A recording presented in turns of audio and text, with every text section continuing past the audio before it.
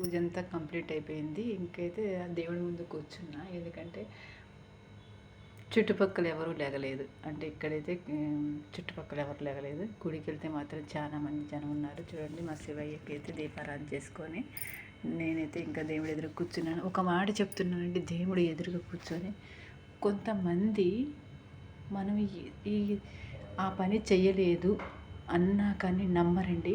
వాళ్ళు చూసిందే నిజం, వాళ్ళు విన్నదే, వాళ్ళు మాట్లాడేదే నిజం, వాళ్ళు చూసిందే కరెక్ట్, మాట్లాడిందే నిజం అని మాట్లాడతారు.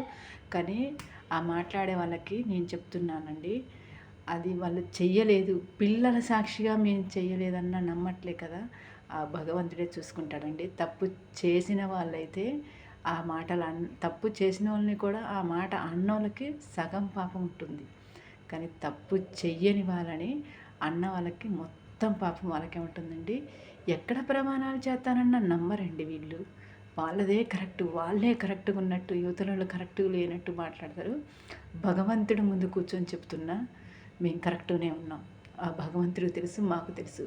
మధ్యలో మాట్లాడే వాళ్ళందరికీ అంటే ఇట్లా అంటే మంది ఉంటారు. నేను ఫేస్ చేస్తున్నాను ఒక విషయంలో, ఆ విషయం మాత్రం బయటికి చెప్పను. అది పదే పదే పదే పదే కూర్చుతున్నారు.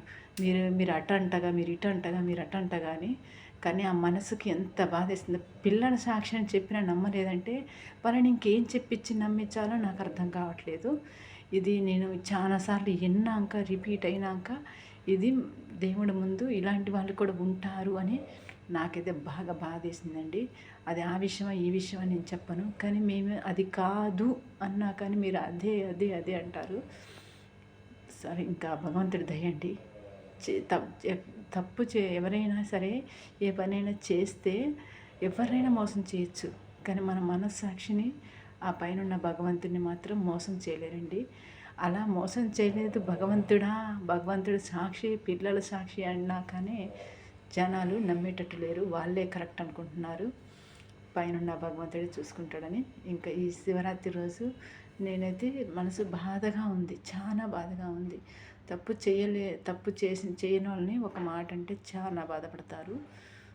మేము ఫేస్ చేస్తున్నాం ఒక విషయంలో, ఒక విషయంలో. అది ఫస్ట్ టైం వెళ్ళినందుకు ఇలా మాకు అనుభూతి. ఎందుకంటే అంతే, కొన్ని కావాలనుకుంటే కొన్ని పడాలనుకుంటున్నాం.